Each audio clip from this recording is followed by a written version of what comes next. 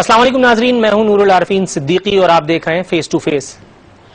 آج کا یہ پروگرام اس بہلاوے اور اس فریب کی نظر جس کے نام پر ہم ایک عرصے سے بے وقوف بنتے چلے آ رہے ہیں، یہ وہ غلط فہمی ہے جس میں 18 کروڑ ہم وطنوں کی ایک بہت بڑی تعداد ایک طویل عرصے سے مبتلا ہے، اور وہ غلط فہمی ہے پاکستان میں میڈیا کی آزادی۔ کیا واقعی ہمارا میڈیا اتنا ہی آزاد ہے جتنا کہ بیان کیا جاتا ہے؟ اور اگر ہے تو قومی مفاد اور ملکی وقار کے خلاف کی جانے والی تقاریر پر، چاہے وہ کسی سیاسی جماعت یا اس کے سربراہ کی جانب سے کی جائیں، ہمارا میڈیا ری ایکٹ کیوں نہیں کرتا؟ یوں تو ہمیں پولیس مین بننے کا بہت شوق ہوتا ہے، لیکن جن مقامات پر ہمارے میڈیا کو ری ایکشن دینا ہوتا ہے ان مقامات پر ہمارا میڈیا خواب غفلت کے مزے کیوں لوٹتا ہے؟ اس پر بات کریں گے آج کے پروگرام میں۔ میرے ساتھ موجود ہیں کراچی میں معروف تجزیہ نگار جناب مظہر عباس صاحب، ان کے ساتھ لاہور میں ہمارے اسٹوڈیو میں موجود ہیں جناب اوریا مقبول جان صاحب، اسی کے ساتھ ہمیں معروف تجزیہ نگار جناب ہارون رشید صاحب بھی جوائن کریں گے۔ ہم اپنے پروگرام کا باقاعدہ آغاز کرتے ہیں۔ مظہر عباس صاحب، یہ فرمائیے گا، سیاسی قائدین کی جانب سے گاہے بگاہے ملکی وقار اور قومی مفاد کے خلاف تقاریر منظر عام پہ آتی رہتی ہیں، یو نو اٹ، یہ بتائیے کہ ان اہم ترین مواقع پر ہمارا میڈیا کہاں خواب غفلت میں مبتلا ہوتا ہے؟ ایسے تو میڈیا بڑا پولیس مین بنتا ہے، ان مواقع پہ میڈیا کو کیوں چپ لگ جاتی ہے؟ دیکھیے، ایک تو پولیس مین بننا ہی نہیں چاہیے میڈیا کو، یہ میرا کام ہی نہیں ہے کہ میں پولیس مین کا کردار ادا کروں۔ دوسرا یہ کہ سیاستدان یا کوئی بھی ہر طرح کی بات کرتا رہتا ہے، یہ آپ کی ذمہ داری ہے کہ اس کو کس طریقے سے آپ جانچتے ہیں، ایڈیٹوریلی کس طرح جج کرتے ہیں، کس چیز کو آن ایئر جانا چاہیے یا پرنٹ میں جانا چاہیے یا نہیں جانا چاہیے۔ ایک واقعہ آپ کو سنا دوں کہ محترمہ فاطمہ جناح نے ایک مرتبہ ڈان کے ایک سب ایڈیٹر کو فون کیا، ان کا نام میں آخر میں بتاؤں گا آپ کو، ڈان کے ایک سب ایڈیٹر کو فون کیا، کسی خبر کی انہیں کلیریفیکیشن چھپانی تھی۔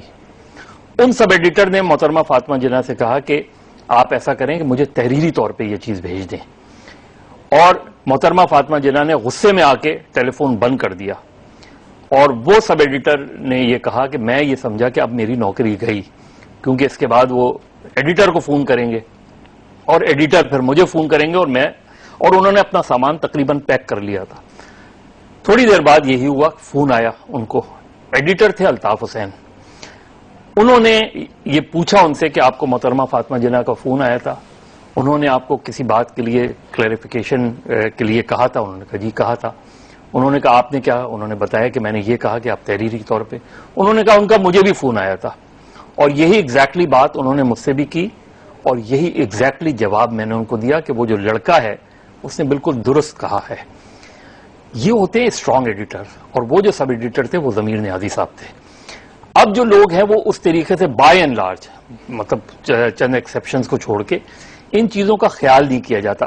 ٹیلی ویژن بالکل ہی اس سے آ رہی ہے، یہاں ایڈیٹوریل کنٹرول بہت لوز ہے، اس میں ہم اس ریس میں، لائیو کوریج کی ریس میں ان چیزوں کو بھول جاتے ہیں۔ لائیو کوریج بڑی خطرناک چیز ہوتی ہے۔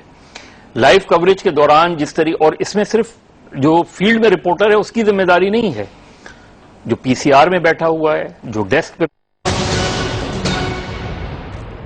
خوار ہو رہے ہیں، پانی نہیں ملتا ہے، ریلوے کا نظام نہیں ہے، ٹیلی فون کا نظام نہیں تھا، پتہ نہیں کیا کچھ نہیں تھا، لیکن کوئی یہ نہیں کہتا وہاں پر کہ افغانستان کا مستقبل جو ہے وہ تاریخ ہے، افغانستان اس صفحہ ہستی سے مٹ جائے گا، یا افغانستان ایک ملک نہیں رہے گا۔ یعنی میں سب سے اس ملک کی مثال دے رہا ہوں کہ جو سب سے زیادہ اس وقت 24 سال سے وار ٹورن رہا ہے، جس کے اندر تقریباً 4-5 مختلف قسم کی نیشنلٹیز ہیں، جو کہ ویسے ہی کارڈ آؤٹ ہوا تھا جیسے ہوا تھا۔ ایک تو یہ بڑی بدقسمتی ہے ہمارے یہاں۔ دوسرا، میں مظہر عباس صاحب کی بات کو تھوڑا سا آگے بڑھاؤں گا۔ اتنی شاندار یہ ٹریڈیشن ہے اس ملک کی، اور جس کو تباہ کیا ہے ایک خاص فیکٹر نے۔ ہوتا یہ تھا کہ اگر مولانا محمد علی جوہر نے اپنا الہلال نکالنا ہے تو وہ خود ہی اخبار لکھتے تھے، خود ہی اس کو دیکھتے تھے، خود ہی اس کے پیسے مینج کرتے تھے، خود ہی وہ مالک ہوتے تھے، خود ہی وہ ایڈیٹر ہوتے تھے۔ ترجمان القرآن نکالنا ہے مولانا مودودی نے یا ابوالکلام آزاد نے اپنا نکالنا ہے تو وہ بھی اسی طرح سے وہ چلتے تھے۔ مولانا ظفر علی خان کا ذمہ دار نکلنا ہے تو وہ بھی مالک بھی ایڈیٹر وہی ہوتے تھے۔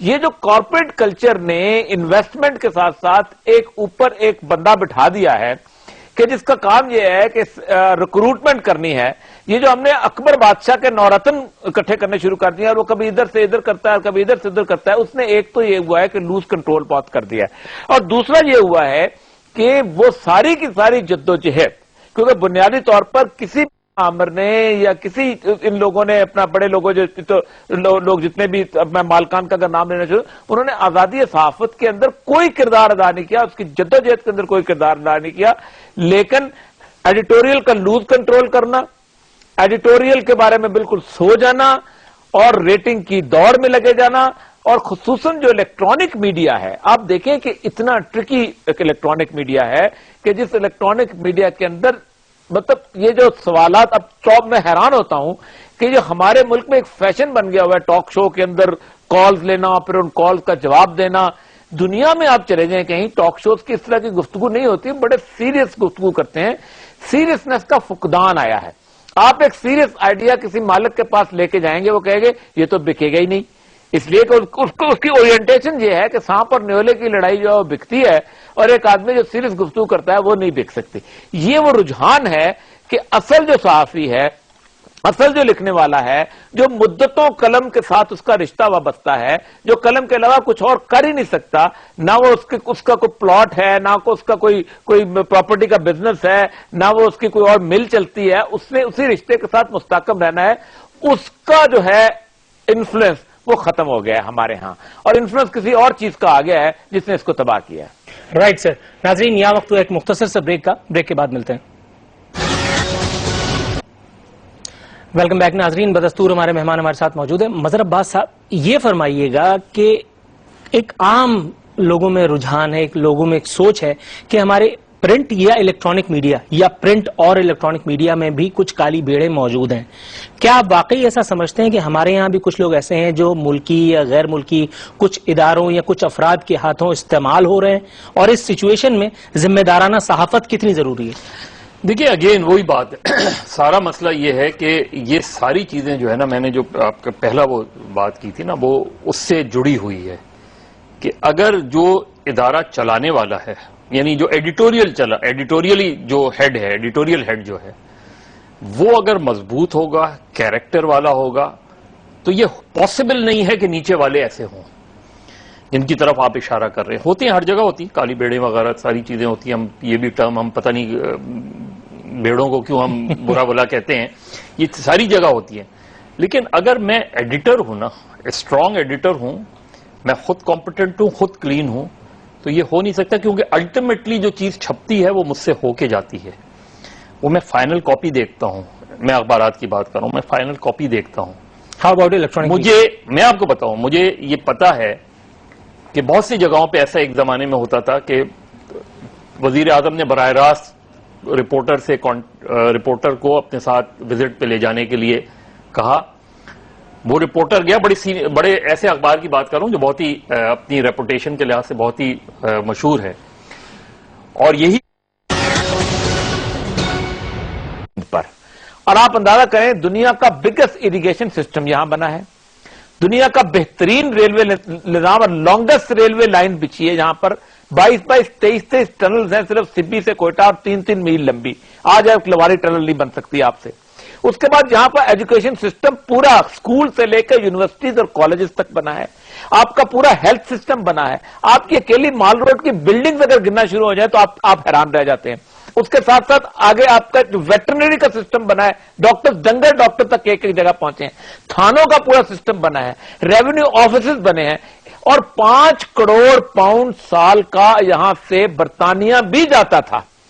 اس کا مطلب یہ ہے کہ پوٹینشیل از دیئر. اور آپ اندازہ کریں کہ یہ جو ویسٹ پنجاب ہے, یہ گرین باسکٹ ہوتی تھی پورے انڈیا کے لیے, جس میں ہم آج کر رہتے ہیں. اس کا مطلب یہ ہے کہ there is some flaw somewhere in the planning.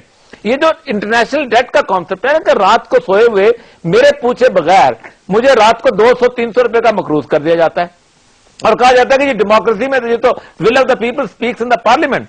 آج آپ لوگوں سے رائے تو لیں کہ کیا لوگ قرضہ چاہتے ہیں کہ نہیں. ہماری پلاننگ میں فالٹ ہے, اور اس میں کرپشن کا بڑا مسئلہ ہے کہ آپ 60% کے قریب 70% کے قریب جا کے ٹیکسز کو لے جاتے ہیں, اور آپ کا ہوتا کچھ نہیں. تو یہ تو میں بائی کرنے کو تیار نہیں ہے. ان ساروں کی جائیدادیں اگر بیچتی جائیں جن لوگوں نے بنائی ہیں, خواہ وہ بیوروکریٹ ہو, خواہ وہ جنرل ہو, خواہ وہ پالیٹیشینز ہو, کوئی ہو, آپ اگر ایک کام میڈیا کو آپ بھول گئے. آپ نے بات کی, سیاستدانوں کی بات کی, جرنیلوں کی بات کی, آپ نے سب کی بات کی, لیکن میڈیا کو کیوں چھوڑ دیا؟ جی میڈیا دیکھیں نا, میڈیا سے اکثر میں کہتا ہوں کہ دیکھیں مجھے آپ کہتے ہیں کہ جی آپ نے اتنے پیسے کہاں سے لے. کبھی میڈیا میں کسی بندے نے یہ سوال کیا اپنے مالک سے کہ مجھے 25 لاکھ روپے دے رہے ہو تمہیں کہاں سے لے کے آ رہے ہو؟ اچھا لیکن مجھے ایک بات بتائیے، اس کا مطلب ہے کہ پھر آپ اس بات سے متفق ہیں کہ ایسی صورتحال تو نہیں ہے جو الطاف حسین صاحب ہمیں دکھانے کی کوشش فرما رہے ہیں جی کہ ہم امداد کے بغیر نہیں پل سکتے، یہ بٹن ووڈ ایگریمنٹ ہے جس کے تحت آپ کو انہوں نے پیپر کرنسی کے کھاتے میں ڈال کے اور پوری دنیا کو انسلیو کیا ہوا ہے نیشنل ڈیٹ کے طور پہ. اور یہ جو کانسیپٹ ہے یہ انتہائی بہت اس کی بنیادی وجہ ہے سر. آپ ذرا اپنے امپورٹس تو دیکھیں، آپ کی ساری گھر امپورٹس کیا ہیں؟ آپ گاڑیاں خرید رہے ہیں، آپ لپسٹک خرید رہے ہیں، آپ جناب پان خرید رہے ہیں، آپ کی کوئی ایسی چیز نہیں جو نیسیسٹی کی ہو جو آپ خریدیں. آپ بس نہیں خریدتے لیکن آپ پراڈو منگوا رہے ہوتے ہیں. تو ہماری پلاننگ میں فالٹ ہے. اس ملک کے ریسورسز کے اندر آپ زندہ رہ سکتے ہیں، میں کیوں خطر پہن کے زندہ نہیں رہ سکتا؟ آپ اندازہ کریں کہ انڈیا نے جو اتنا سفر کیا ہے اس کی بنیادی وجہ جو تھی وہ گاندھی کی وہ پالیسی تھی کہ نہیں بدیشی مال ہم نے نہیں لینا، ہم نے ماروتی کے اندر سفر کرنا ہے. پرائم منسٹر بھی ماروتی میں سفر کرے گا اور عام آدمی ماروتی میں سفر کرے گا. آپ 10 سال کوئی اس طرح کاٹے تو صحیح، لیکن مسئلہ یہ ہے کہ ہمارا سیاستدان چاہتا ہے کہ نہیں، ہم ڈیٹ آئے گا، قرضہ آئے گا، اس قرضے کے اوپر اس ملک کو بھی مقروض کرنا ہے اور خود عیاشی کر کے بھاگ رہا ہے. یہ ہماری ذمہ داری ہے. ناظرین یہاں وقت ایک مختصر سے بریک کا، بریک کے بعد دوبارہ ملتے ہیں. ویلکم بیک ناظرین، بدستور ہمارے مہمان ہمارے ساتھ موجود ہیں. مظہر صاحب، کبھی ہمارا کوئی لیڈر بھارت کی سرزمین پر کھڑے ہو کر قیام پاکستان کو، تقسیم ہند کو تاریخ کی، انسانی تاریخ کی سنگین ترین غلطی قرار دیتا ہے، اور کبھی ہمیں بنگال سے بھی حقیر جانتا ہے، یعنی بنگلہ دیش کی کرنسی، بنگلہ دیش کی معیشت کی مثالیں ہمیں دیتی ہیں. کیا ہمارا واقعی اتنا برا وقت آ گیا ہے؟ ایک بات. اور دوسرا، اس میں صحافت یعنی جو ریاست کا چوتھا ستون ہے اور صحافی کہاں کھڑے ہیں؟ ایک تو دیکھیں، یہ ہمیں تھوڑی سی اپنے اندر سے یہ مت نکال دینی چاہیے کہ ہم صحافت کا چوتھا ستون ہے. یہ پتہ نہیں کہاں سے یہ چیز آئی ہے. ہم کوئی چوتھا ستون نہیں ہے اور ہونا بھی نہیں چاہیے. ہمیں چوتھا ستون نہیں ہونا چاہیے کیونکہ ہم واچ ڈاگ ہیں. ٹھیک ہے جی. اگر آپ ستون بن جائیں گے تو پھر آپ کو واچ کون کرے گا؟ ٹھیک ہے، ڈن. لیکن ہم کہاں ہیں اس میں؟ دیکھیں، دونوں چیزیں ہیں. یہ چیزیں ہماری یہاں رہی ہیں، لوگوں کے اس طرح کے بیانات دیتے رہے ہیں، لوگ اس طرح کی چیزیں کہتے رہے ہیں، کسی ایک پارٹی کی حد تک نہیں. چیز یہ ہے کہ ہمارے یہاں چونکہ ایک نیشنل کیریکٹر نہیں بنا، کبھی ہم کراؤڈ سے قوم نہیں بن پائے اور نہ کسی نے کوشش کی. اور اس میں سب سے بڑا قصور ہمارے جو بھی نیشنل لیڈرشپ ہے اس کا رہا. شروع سے ہمارے یہاں دیکھیں، جب بھی کوئی سسٹم ہم ایوالو نہیں کر پائے، ہم 3 کانسٹیٹیوشن ہمارے بن گئے، کوئی اپنی ذات میں کانسٹیٹیوشن بنا دیا، کسی نے عجیب و غریب ریفرینڈمز کرا دیے کہ جی مجھے آپ اگر ان سوالوں کے جواب دیں تو میں 5 سال کے لیے حکمراں ہوں. یہاں تک یہ ہوتا رہا ہے. تو اسی حوالے سے اس طرح کے بیانات وہ ہو سکتا ہے کہ آپ اپنی ذات میں یہ سمجھتے ہوں، وہ ٹھیک ہے کہ یہ غلطی تھی. لیکن سر ہم ہمیشہ ہر معاملے میں ایمان کے چوتھے درجے پہ کھڑے ہیں، تیسرے درجے پہ ہم دل میں برا جانتے ہیں، چیزوں کو اینالائز نہیں کرتے، اچھی طرح اینالائز نہیں کرتے. جس طرح اور یہ صاحب بھی بات، ہمارے یہاں کا جو انٹلیکچل کرپشن، ہماری یہاں جو سب سے بڑی کرپشن ہے وہ انٹلیکچل کرپشن ہے. اگر انٹلیکچل کرپشن ہمارے یہاں نہیں ہوتی تو ہمارے یہاں شاید کرپشن کا ریشو بھی بہت کم ہوتا. کیونکہ انٹلیکٹ آپ اسی لیے آپ دیکھیں، آپ کی جو کتابیں چھپی ہیں، آپ کے یہاں جب برا وقت آتا ہے، جب سپریشن ہوتی ہے، جب مارشل لا لگا ہوتا ہے، تو اس وقت تحریریں بڑی اسٹرانگ ہوا کرتی ہیں، لیکن وہ ہمیں نظر نہیں آتی. اسی وجہ سے ہمارے یہاں جو لیڈر جس کی مرضی جو چاہے. لیکن سر آج ماشاء اللہ نہیں ہے، آج ہم بول سکتے ہیں، آج ہمارا میڈیا بات کر سکتا ہے، تو کیوں نہیں کرتا؟ آج ہم بول سکتے ہیں. غیر ذمہ داری کا وہ ہے، وہی آزادی جو ہے وہ ذمہ داری کے ساتھ آتی ہے، رائٹ. اور غیر ذمہ داری کے بڑے خطرناک نتائج ہوتے ہیں اس میں. چیز یہ ہے کہ غیر ذمہ دارانہ صحافت کے کیا نتائج ہو سکتے ہیں؟ دیکھیں، بہت خطرناک نتائج ہو سکتے ہیں غیر ذمہ دارانہ صحافت کو. اور جب میں صحافت کہتا ہوں غیر ذمہ دارانہ، تو میں آپ کو یہ مثالیں دے سکتا ہوں کہ غیر ذمہ دارانہ جو ہے ہیڈ لائن کی وجہ سے ایک جرنلسٹ کا قتل ہو گیا، اور جنہوں نے قتل کیا انہوں نے یہ سمجھے کہ یہ ہیڈ لائن اس نے دی ہے، کیونکہ اسے نہیں پتا تھا. جو ہمارے کوئٹہ کے ایک صحافی تھے ڈاکٹر چشتی مجاہد، انہوں نے بلوچ ایک لیڈر کے اوپر، اس کے قتل کے اوپر ایک مضمون لکھا. مضمون میں کوئی ایسی بات نہیں تھی جو اس کی ہیڈ لائن میں تھی. ہیڈ لائن اتنی پرووکیٹو تھی کہ اس کی وجہ سے اس کی موت واقع ہو گئی. اور اس نے جنہوں نے تھریٹ کیا اس کو یہ سمجھانے کی اس نے کوشش کی کہ یہ ہیڈ لائن میں نہیں دیتا. ہیڈ لائن جو ہے وہ کراچی میں جو ڈیسک ہے, ہمارا انچارج ہے, وہ دیتے ہیں ہیڈ لائن, میں نہیں دیتا, لیکن وہ ظاہر ہے اس کو. تو اس لیے ابھی آپ دیکھیں, ابھی جو یہ سچن ٹنڈولکر والی خبر تھی, جی ہاں جی ہاں جی ہاں, یہ خبر بالکل الٹی تھی اور دی بالکل اس لیے کہ اگر آپ اس پوری ویڈیو کو سنتے تو اس میں آپ کو وہ ہوتا, آپ نے بیچ میں سے ایک چیز اٹھائی اور اننیسسریلی اس میں پرابلمز آ گئیں. تو اس لیے ایک کانفلکٹ سچویشن میں جہاں آپ حالات جنگ میں ہوں, ادھر غیر ذمہ داری جان لیوا ثابت ہو سکتی ہے. Right. Sir my last question to you would be, Altaf Hussain صاحب فرماتے ہیں کہ کچھ جماعتوں نے عوام کو معاشی گرداب میں جو پھنسے ہوئے ہیں انہیں دھرنا سیاست میں الجھایا ہوا ہے, جس کی وجہ سے گڈز ٹرانسپورٹرز کا اور غریب کنٹینر ڈرائیوروں کا نقصان ہو رہا ہے. جی ہاں, آف کورس ان کے اس طرح کے تعلقات ہیں, یہ ہمیشہ کہا گیا ہے. وہ کشمیر پہ بات نہیں کرتے, اور بھی بہت سے پہلو ہیں. انہوں نے انڈیا میں جا کے تقریر کی پاکستان کے خلاف, اسے تاریخ کی سب سے بڑی حماقت قرار دیا. یعنی 75.5% لوگوں نے پاکستان کے حق میں ووٹ دیا, اور باقی بھی سب نے خلاف نہیں دیا. 5-7 لوگ 10% لوگ خلاف ہوں گے, باقی لوکل کینڈیڈیٹ سے بعض جگہ ووٹ لیے. تو یہ قوم کا جو اجتماعی فیصلہ ہوتا ہے, یہ تو شرعی نص ہے کہ وہ اجماع امت کبھی غلط ہوتا ہی نہیں ہے. اور قوم نے ایک فیصلہ کیا, آپ اس کو غلط قرار دینا اور اس طرح کی باتیں کرنا, اس پر کیا عرض کیا جائے. اوریا صاحب یہ مجھے بتائیے گا سر کہ اپنے ایک اور خطاب میں میڈیا کی ذمہ داری کے گرد ہی گھوم رہا ہوں. اپنے ایک اور خطاب میں الطاف حسین صاحب فرماتے ہیں کہ جماعت اسلامی نے مشرقی پاکستان میں البدر اور الشمس جیسی دہشت گرد تنظیمیں بنا کر بنگالیوں کا قتال کیا, جس سے ملک 2 ٹکڑے ہوا. دیکھیں, ہمارا ایک رویہ بن گیا ہوا ہے اپنے آپ کو ملامت کرنے کا, اور آپ اندازہ کریں کہ بنگلہ دیش کی مثال آج اکانومی کے طور پہ دی جاتی ہے کہ بہت فلرش کر رہی ہے اور وہ بہت آگے بڑھ گئی ہے. یہ کام میڈیا کا ہے کہ وہ انالیسس پیش کرے. مطلب 1971 سے لے کے آج تک ہوتا یہ ہے کہ 1971 سے پہلے بنگلہ دیش کیا تھا اور آج کیا ہے. میں فوریکس ریزرو کی بات نہیں کروں گا, میں 2-3 انڈیکیٹرز بتاتا ہوں. یہ 2-3 انڈیکیٹر سر میں بہت اختصار کے ساتھ آپ سے گزارش کروں گا. میرا سوال بنیادی طور پر بہت جذباتیت پر مبنی لیکن حقائق پر مبنی بھی ہے. میں چاہوں گا آپ اس کو فوریکس ریزروز اور کسی ٹیکنیکلٹی سے دور رکھ کر عام آدمی کے سمجھنے کے لیے آسان تر کر دیں. میں عام آدمی کی بات کر رہا ہوں. دیکھیں, 1971 سے پہلے ایک آدمی بھی بنگلہ دیش سے انڈیا نوکری کرنے کے لیے نہیں گیا تھا. اس وقت تقریباً 1 کروڑ لوگ جو ہیں چھوٹی چھوٹی نوکریاں کرنے جو ہیں وہ انڈیا کے اندر گئے ہوئے ہیں, اور ان کا سب سے بڑی لڑائی جو تھی وہ آسام کے اندر ہوئی تھی, جہاں راجیو نے ان کو صلح کروائی تھی. اس وقت تقریباً 10 لاکھ بنگالی عورتیں ہیں جو دنیا کے بازاروں میں بکی ہیں. کلکتہ کا جو 70% پروسٹیچیوٹس ہیں, طوائفیں ہیں, وہ بنگلہ دیش سے آ کے وہاں آئی ہیں. ایک عورت بنگلہ دیش سے نہیں بکی تھی وہاں. یہاں مغربی پاکستان میں بنگالی کک کا یا بنگالی سرونٹ کا رواج نہیں ہوتا تھا. چاغی جیسے علاقے, تفتان جیسے علاقے, نکنڈی جیسے علاقے 4-4 ہزار روپے. سر بنگالی عوام کے قتال اور ملک کے 2 ٹکڑے ہونے پہ کیا کہیں گے؟ میں عرض کرتا ہوں. اس کے بعد سب سے بڑی بات یہ ہے کہ ان کو بھی اسی طرح میڈیا کے اندر گھما پھرا کے کبھی کسی کو کہا گیا کہ آؤ جناب کلچر ایک ہے, عام امن کی آشا کرتے ہیں.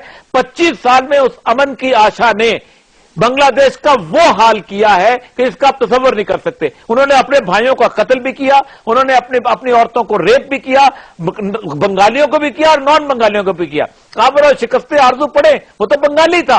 یہ جو سارے وہاں پر لوگ بدر شمس کے ہیں, یہ بنگالی تھے, یہ کوئی باہر سے تو نہیں آئے ہوئے تھے. ان کا حق تھا خواہ وہ پاکستان کے ساتھ ہوتے یا نہ ہوتے, لیکن اس کے باوجود ان کا قتل عام کیا گیا. مسئلہ سارا یہ ہے کہ اس پاکستان میں بنیادی طور پر ہم اتنے زیادہ ملامت کے شکار ہو گئے ہیں کہ ہمیں فکر نہیں بولتے کہ 1971 سے پہلے تم کہتے تھے کہ یہاں پٹسن کی بو آتی ہے لاہور کی اور کراچی کی اور اسلام آباد کی سڑکوں سے.